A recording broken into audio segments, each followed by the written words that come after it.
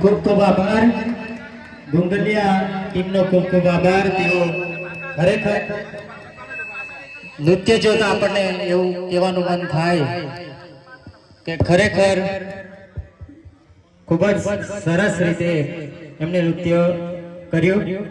ત્યારબાદ આપણે કાર્યક્રમને આગળ વધાવીએ ત્યારે આપણી વચ્ચે એક એવું વ્યક્તિત્વ ઉપસ્થિત છે કે જે દુગ્ધા જેવા દુર્ગમ વિસ્તારમાંથી નીકળી દેશ અને દુનિયામાં આપણા સમાજનું નામ રોશન કર્યું છે। જે પ્રાંગણમાં આપણે ઉપસ્થિત છે તે પ્રાંગણ એકલવ્ય તીરંદાજી એકેડેમીની સ્થાપના 2005માં 30 બાળકો સાથે ખૂબ જ સંઘર્ષ કરીને દિનેશભાઈ ભીલે કરી હતી। ત્યારબાદ 2005 થી 2024 સુધી એકલવ્ય તીરંદાજી એકેડેમીના 40 તીરંદાજો નેશનલ મેડલિસ્ટ થયા। 2 તીરંદાજ આંતરરાષ્ટ્રીય કક્ષાએ ભાગ લીધો। રાષ્ટ્રીય કક્ષાએ એકેડેમીના તીરંદાજોએ 38 ગોલ્ડ મેડલ પ્રાપ્ત કર્યા, 35 સિલ્વર મેડલ પ્રાપ્ત કર્યા, 31 બ્રોન્ઝ મેડલ પ્રાપ્ત કર્યા। કુલ 112 મેડલો રાષ્ટ્રીય કક્ષાએ જીત્યા છે। દિનેશભાઈ ભીલ સતત 3 વાર રાષ્ટ્રીય વિજેતા બન્યા। દેશનો રિયલ હીરો એવોર્ડ પ્રાપ્ત કર્યો, સરદાર પટેલ એવોર્ડ પ્રાપ્ત એનાત થયો। અને ગર્વની બાબત મને કહેતા હું ગર્વ મહેસૂસ કરું છું કે 2021 અને 22માં જે દેશ ચલવે છે એવા આઈએસ અને આઈપીએસ કક્ષાના અધિકારીઓને પણ તેઓ 2021 અને 22માં તાલીમ આપી છે અને હાલ તેઓ નર્મદા જિલ્લામાં રમતગમત અધિકારી તરીકે કાર્યરત છે। આવું વ્યક્તિત્વ આદરણીય આપણી વચ્ચે ઉપસ્થિત છે। આદરણીય દિનેશભાઈ ભીલને હું વિનંતી કરીશ કે તેઓ આજના પ્રસંગને અનુરૂપ 2 શબ્દ કહેશે। આપણે તાળીઓથી એમને વધાવી લઈશું। દિનેશભાઈ ભીલ સાહેબ। પછી મને હે ને એમાંથી નાખી મારું મેનુ સૌને જોહાર। આજે આપણે એકલવ્ય તીરંદાજી એકેડમીમાં આદિવાસી એકતા પરિષદ ના કાર્યક્રમમાં મારી સન્મુખ સૌ આદિવાસી યોદ્ધાઓ, મહાનુભાવો, અલગ અલગ પાર્ટીમાંથી પધારેલા સૌ આગેવાનો, સૌથી પહેલા તો આજે તમે મારા આંગણમાં પધાર્યા છો એટલે એકલવ્ય તીરંદાજી એકેડમી વતી સૌને આવકારું છું। હમણાં જે પરિચય આપ્યો તો એ સિવાય ઘણી બધી બાબતોથી અમે લોકો એકલવ્ય તીરંદાજી એકેડમી ઊભી કરેલી, ઘણા બધા સંઘર્ષો કર્યા। આપણે સૌ જાણીએ છીએ કે રામાયણનો સ્વયંવર હોય કે મહાભારતમાં એકલવ્ય તીરંદાજી શીખવાની ઝંખના, આ તમામ બાબતોની અંદર તીર ધનુષનું મહત્વ ખૂબ વધારે છે। એ સિવાય પણ દેશની આઝાદી માટે બિરસા મુંડા, તાત્યા ટોપે આવા જે મહાન ક્રાંતિકારીઓ થઈ ગયા તેઓએ પણ આ તીરંદાજીની લડાઈથી એ લોકોએ અંગ્રેજોને હરાવેલા છે। મારો પણ વિચાર એવો જ હતો, આપણે બધા કદાચ તીર ધનુષ ભૂલી ગયા છે, માંડ એકાદ 2 ઘરમાં હશે તીર ધનુષ, પણ મારી જે વારસાગત કળા હતી એનો મેં ઉપયોગ કર્યો। આપણે બધા સૌ જાણતા હતા એક જમાનાની અંદર આપણે તીર ધનુષ માં રોજ આપણા પોલીસ સ્ટેશન કેસો થતા હતા, રોજ ઝઘડાય, અને એ તીર ધનુષને આપણે ભૂલીને મારો જે ઉપાય હતો, આપણી જે વારસાગત સ્કિલ છે એ સ્કિલને રાષ્ટ્રીય અને આંતરરાષ્ટ્રીય કક્ષાએ કેવી રીતના લઈ જઈ શકાય એના માટેના પ્રયત્નો કર્યા। આજે આપણને સફળતા મળી છે અને આપણે સૌ આ જે કળા છે એને રાષ્ટ્રના અને આંતરરાષ્ટ્રીય કક્ષામાં ઉપયોગ કરીએ અને આપણી જે સ્કિલનો જે લાભ છે આપણા બાળકોને આપી શકીએ એવા આપણે બધાએ પ્રયત્ન કરવાના છે. આપણા આદિવાસી સમાજની અંદર એટલી બધી સ્કિલ પડેલી છે. તમે રનિંગ ની અંદર જોવા જાવ તો સરિતા ગાયકવાડ છે ડાંગ જિલ્લાની અંદર. એ આદિવાસી દીકરી છે. એ પહાડોમાં ચાલવાના કારણે એની જે સ્કિલ છે, દોડવાનો જે ઇન્ડોરન્સ છે, એ એનો વારસાગત તાકાત છે. અત્યારે તમે લોકો જો સારો ઉપયોગ કરી શકો તો નર્મદા જિલ્લાના જે કિનારાના જે ગામો છે, નદી કિનારાના જે ગામો છે, એની અંદર પણ નાના નાના બાળકો સ્વિમિંગ કરતા હોય છે. તો આવા બાળકોને પણ આપણે અત્યારે સરકાર ખેલ મહાકુંભ ચાલુ કરી હોય એવા સ્કિલ વાળા બાળકોને આપણે આવી રમતોમાં ભાગ લેવડાવીએ. મિત્રો, મેં તો અનુભવ કરેલો છે. તમારી જે સ્કિલ છે એ સ્કિલ દુનિયાને હરાવવાની તાકાત રાખે છે. એટલે કદાચ રાજનીતિમાં તમને રાજનેતાઓ આપણે અંદર અંદર લડાઈને પાડી શકે, પણ જે તમારી વ્યક્તિગત સ્કિલ છે એને કોઈ હરાવી નહીં શકે. એટલે મારે સૌને અનુરોધ છે કે સરકારની અંદર રમત ખાતાની અંદર ખૂબ સારી સારી યોજનાઓ છે. આપણા જે બાળકો છે, આપણા જે તાકાતવર બાળકો છે, એને ભાગ લેવડાવીએ અને દુનિયાની સાથે સ્પર્ધા કરે એ હરોળમાં ઉભા રાખીએ. અને ફરી આપ સૌનું આ તીરંદાજી એકેડમીની અંદર સ્વાગત કરું છું. અહીંયા મારી વાત પૂરી કરું છું. જય હિન્દ, જય ભારત. ખૂબ સરસ વાત મૂકી. હવે આગળ આપણે કાર્યક્રમ શરૂ કરી રહ્યા છીએ, પરંતુ એક જે પાલઘરથી મહિલા સન્માન યાત્રા રૂપે જે બહેનો અહીંથી રાજસ્થાન, મધ્યપ્રદેશ રહી પીપલનેર, પાનખેડા આદિવાસી એકતા પરિષદના સાંસ્કૃતિક મહાસંમેલન સ્થળે પહોંચનાર છે, તો એ બહેનો જે છે ત્યાંથી બીજી તારીખે નીકળીને 10 દિવસની જેટલી જે યાત્રા જે છે એ દરમિયાન એમને થનાર સામાન્ય ખર્ચ માટે, જે પેટ્રોલ ડીઝલના ખર્ચ માટે આપણે અહીંયાથી સહયોગ કરીશું એવું નક્કી કરવામાં આવ્યું છે. તો એના માટે 4 મિત્રો અહીંયાથી છોડી લઈને ફરે અને યથાશક્તિ સહયોગ કરે એવી વિનંતી સૌને.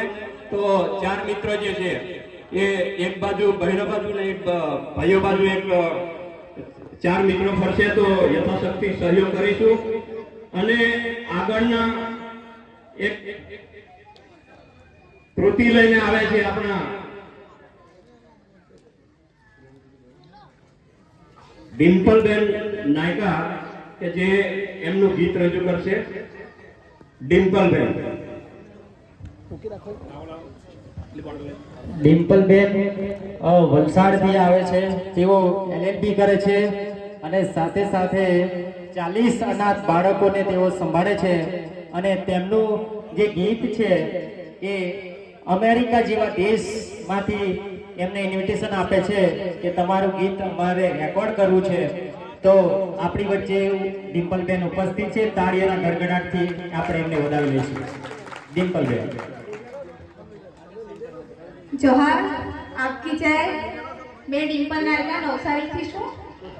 LLB ની સ્ટડી કરું છું અને આપની સમક્ષ એક મારી પ્રકૃતિનું મહત્વ દર્શાવતું એક ગીત રજૂ કરું છું. કોઈ કરી તો જુઓ, કોઈ કરી તો જુઓ, મારી પ્રકૃતિ કરે તે કામ કરી તો જુઓ. હે મારી પ્રકૃતિ કરે તે કામ કરી તો જુઓ. કાદવમાં કમળ ને ગુલાબમાં કાંટા, કાદવમાં કમળ ને ગુલાબમાં કાંટા.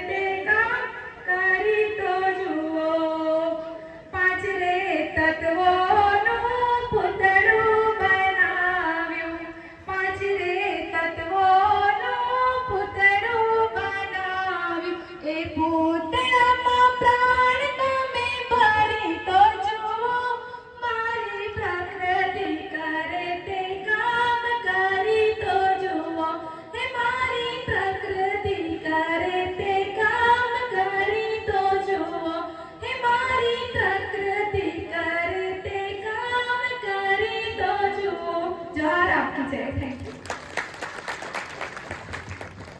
ખૂબ ખૂબ આભાર ડિમ્પલબેન, ખૂબ જ સરસ રીતે આદિવાસી જીવન મૂલ્ય અને જે પ્રકૃતિનો મહિમા દર્શાવતું ગીત રજૂ કર્યું. ખૂબ જ સરસ. ફરીથી એમને આપણે તાળીઓથી વધાવી લઈએ. ત્યારબાદ જે છોલી ફરી રહી છે એ 4 રાજ્યોની અંદર આપણે મહિલા યાત્રા જવાની છે, તો આપણે એમાં પણ સહભાગી થવાનું છે. સ્વેચ્છાએ આપણે એમાં સહયોગ આપીશું. ત્યારબાદ કાર્યક્રમને આપણે આગળ વધારીએ તો અગલા વક્તા તરીકે છોટાઉદેપુરથી આવેલ સામાજિક કાર્યકર્તા આદરણીય સોનલબેન રાઠવાને હું વિનંતી કરીશ કે તેઓ પ્રસંગને અનુરૂપ આજના કાર્યક્રમને અનુરૂપ 2 શબ્દ કહેશે. સોનલબેન રાઠવા. સૌને જોહાર. જય આદિવાસી. આદિવાસી એકતા પરિષદ ઘણા વર્ષોથી કામ કરે છે, અલગ અલગ મુદ્દા ઉપર કામ કરે છે.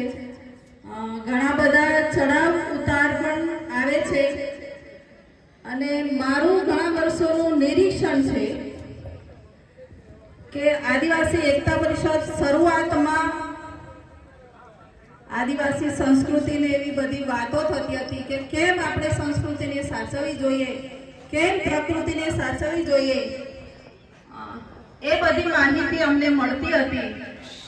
અને અમે ગુજરાતમાં તેમજ ભારતમાં જેટલો સમય મળે પરિસ્થિતિને અનુકૂળ અમે પણ જઈને આદિવાસી એકતા પરિષદમાં આ વાતનો, આ મુદ્દાનો પ્રચાર કર્યો. અત્યારે વર્તમાનમાં મને એ જોવા મળે છે કે સૌથી મોટો મુદ્દો છે આદિવાસી સંસ્કૃતિ સાચવવી. પણ કેમ સાચવવી? સંસ્કૃતિ એટલે શું? એ કેટલા ટકા એટલે કેટલીક હદ સુધી લોકોને સમજ પડી ગઈ છે. આપણે જ્યારે સંસ્કૃતિની વાત કરીએ, આદિવાસીની મૂલ્યોની વાત કરીએ ત્યારે પહેલો જ મુદ્દો એવો આવે છે કે આદિવાસી સંસ્કૃતિ. અને સંસ્કૃતિની વાત કરીએ ત્યારે બધાને એવું થાય છે કે અમારે અમારા સમાજ પ્રમાણે, અમારા ક્ષેત્ર પ્રમાણે પહેરવેશ પહેરવો જોઈએ, અમારે નાચ ગાન કરવું જોઈએ, અમારા રીતિ રિવાજોને સાચવવા જોઈએ. અને એટલા માટે ઘણા બધા સંમેલનો પણ થયા, સંમેલનો વાતો પણ થઈ. ગુજરાતમાં આપણે રાષ્ટ્રીય સંમેલન કર્યું, ખૂબ સફળ રહ્યું અને એની અસર ખૂબ સારી જોવા મળી. હવે આમાં એવું છે કે જ્યારે આપણું બાળક અભ્યાસ કરતું હોય ને ત્યારે બધાને એવું થાય 10મા ધોરણમાં આવે એટલે બોર્ડ છે એમ. માતા પિતા અને ઘરના બધા જ મહેનતમાં લાગી જાય કે મારું બાળક જે છે એ બહુ સારી રીતે સારા ટકાથી પાસ થાય. એવી જ રીતે આપણે જે સિનિયર કાર્યકર્તાઓ છે એ એવી રીતના મહેનત કરતા હતા કે આપણી સંસ્કૃતિ, આપણા મૂલ્યોને સાચવવા પડે. બાળક 10મું ધોરણ પાસ થઈ જાય એટલે હાશ થાય, પણ પછી રિઝલ્ટ આવ્યાના બીજા દિવસથી માતા પિતાની માનસિક સ્થિતિ હોય છે કે હવે અમારા બાળકને શું ભણાવવું, કઈ રીતે આગળ લઈ જવું. આપણા એકતા પરિષદના સંગઠનની સ્થિતિ આ છે કે સંસ્કૃતિ સાચવવી જોઈએ, આપણા રીતિ રિવાજ સાચવવા જોઈએ. અને એ બધું ધીમે ધીમે મોટા પાયે થવા લાગ્યું છે. લોકો, આપણા આદિવાસી ભાઈઓ તથા બહેનો, આપણો આદિવાસી સમાજ સમજતો થયો છે કે આપણે કેમ સંસ્કૃતિ સાચવવી જોઈએ, કેમ ઓળખને બચાવવી જોઈએ, આપણી ઓળખ એટલે શું. પણ એ સ્ટેજ આપણે પાસ કરી લીધો છે એવું મને લાગે છે. આના પછી શું? આપણા મૂલ્યોમાં, આદિવાસી સમાજના મૂલ્યોમાં શું છે? સંસ્કૃતિ પછીનું મૂલ્ય શું છે?